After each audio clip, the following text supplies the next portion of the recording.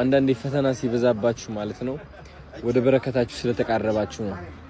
ጆን ዳንኤል ታስሮ ጃኒ እየተመላለሰች የምትጠይቀው ጓደኛው ነበረች። ወልዶ ራሱ ማለት ነው። አኮትን እርሶ ትልቅ ሰው ኖት፣ ሰርጀሪ አስክሮት ነው እንጂ ትልቅ ሰው ኖት። አፍቅሩን እባኮትን። እኔም ማዘር አርገኝ ብልት ላይ ሳይቀር ነጭ ሽበት የወጣብህ ሰውዬ ራስን እንደ ጻን ልጅ አርገህ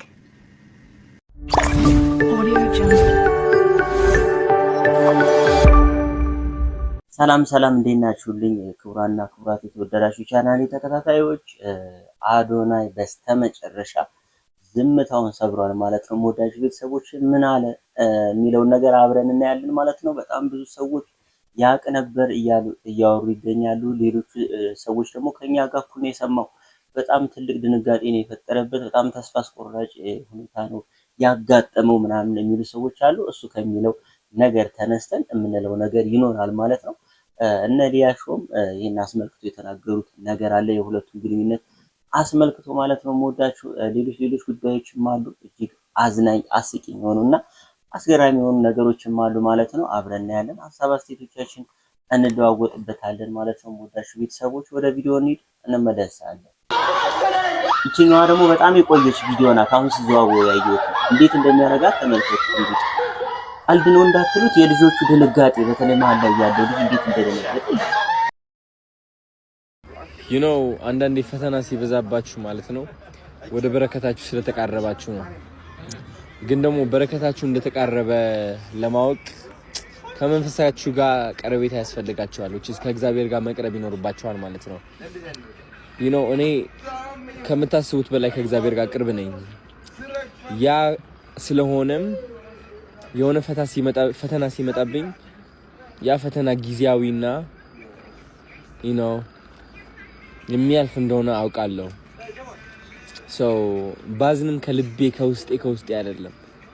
የሆነ ነገር ያዝናል፣ ግን ደግሞ መንፈሴ ሰላም ነው። ሰላምን የምታገኙት ለካስ ከእግዚአብሔር ጋር ቅርብ ስትሆኑ ነው።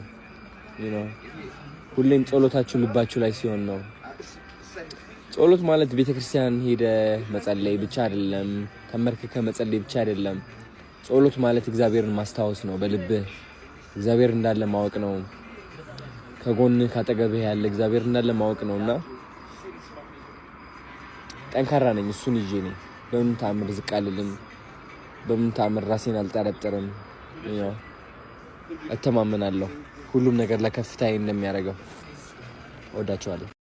ለበረከቴ የሚላት ነገር በጣም ታስቀኛለች። ብዙ ጊዜ ይጠቀማታል እና ለማንኛውም ግን ቪዲዮውን የፖስታችሁት አይታችሁት ከሆነ ለሊት 7 ሰዓት ምናምን ነገር ነው የፖስተው። ብቻውን በጨለማ ውጭ ላይ ሆኖ እየተከዘ ምናምን ነገር ያቅ ነበር። ስለ ጃኒና ስለ አዶናይ ስለ ጆን ዳንኤል እየሆነ ስላለው ነገር ለምትሉ ሰዎች የምላሽ ነው። ከዚህ በላይ መተከል፣ ከዚህ በላይ ቪዲዮ መስራት ማቆም፣ 20 ቪዲዮ 10 ቪዲዮ በቀን የሚሰራ ሰው ይሄን ሁሉ ነገር ያቆመው እንግዲህ ልክ እንደኛ በቃ የሆነ ነገር ነው የፈነደው ድንገት ማለት ነው።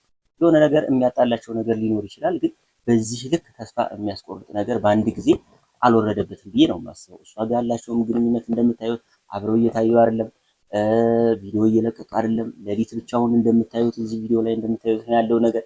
አብዛኛው ሰው ግን ያቅ ነበረ። ምን እንደሆነ የሚያውቀው ሆነማ አብረው ነው የሚሆኑት። የየዕለት ተዕለት ተግባሩን እያከናወነ ነበር የምናየው እየሰራ።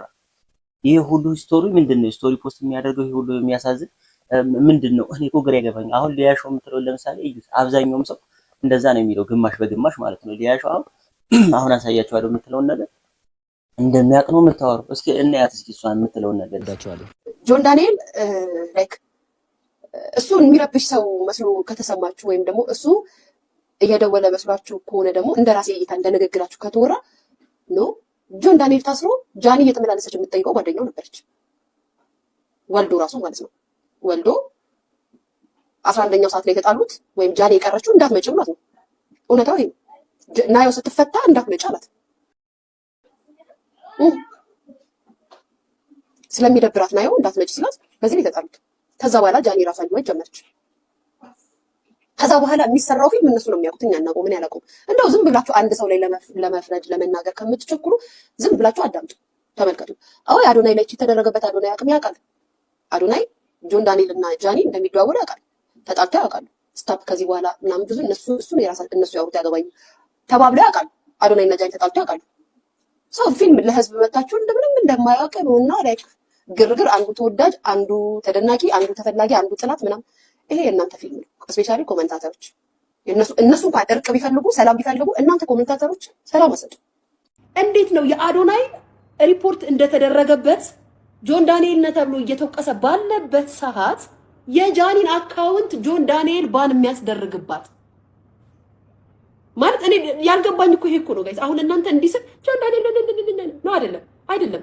እንዴት ነው በዚህ ቅስፈት ውስጥ በአካውንት ጉዳይ በአዶናይ ጉዳይ ጆን ዳንኤልን እየሰደብ ነው እየተሰደበበት ባለበት ሰው በዚህ ቅስፈት ውስጥ ደግሞ የጃኒን የሚያስደረግምባት እንዴት ነው ደግሞ? የዛን ቀን በጣም አይደለም ውስጥ ያላመነበትን ልንገራችሁ። የዛን ቀን ጆን ዳንኤል አምባሳደር የሚሆንበት ቀን ነበረ። ቦሌ መድኃኒዓለም ዴንታል ጥርስ ምናምን አምባሳደሩ ነው ፕሮግራም ላይ ነበረ። ትዝ ካላችሁ ሊቅ መጣሽ እንዴ ሲለኝ ነበረ።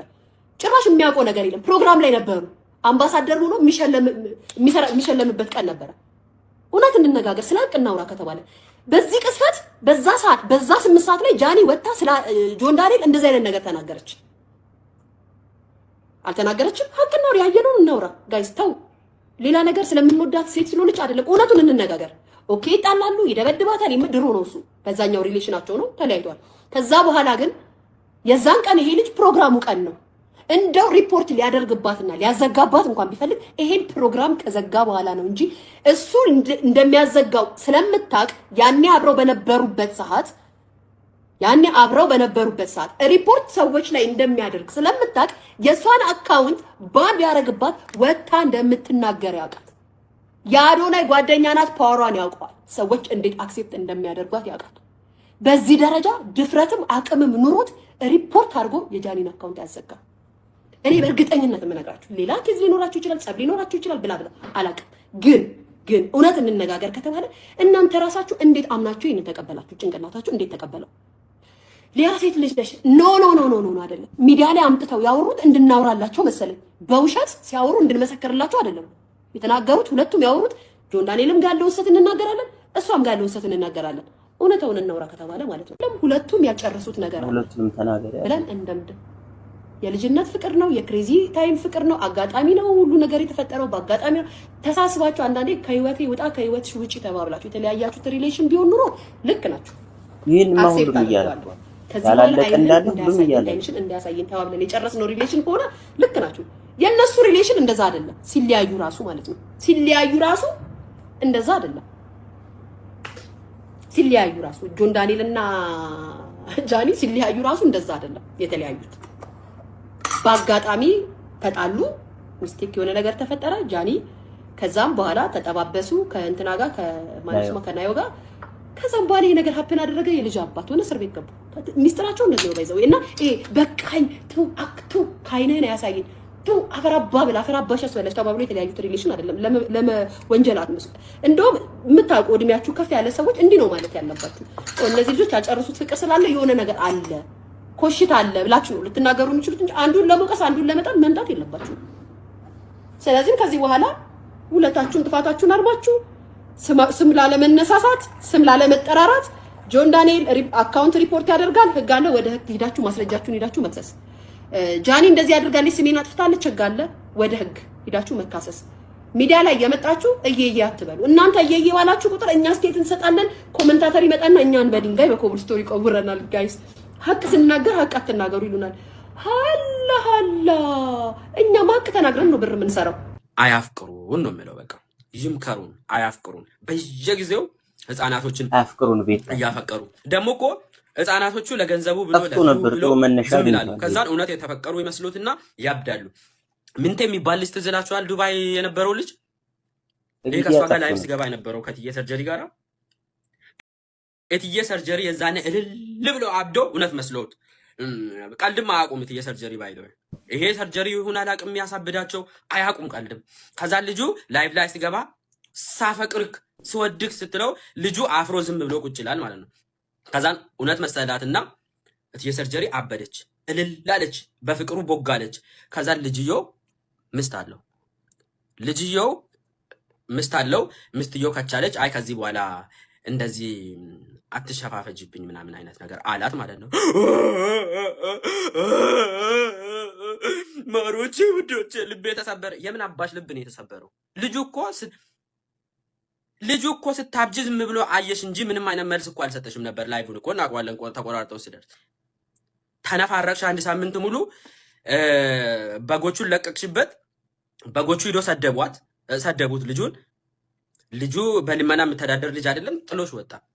ፊኪሪም ዛሬ ላይቭ ላይ ስታማኝ ደረስኩብክ አይባልም። አንዳንድ ሾካ ካላ ሜንጦ የሆኑ ክፉ ምቀኛ ቲክቶከሮች ልከውልኝ አይቻለሁ። እንኳን ላካችሁልኝ ዳልኩት።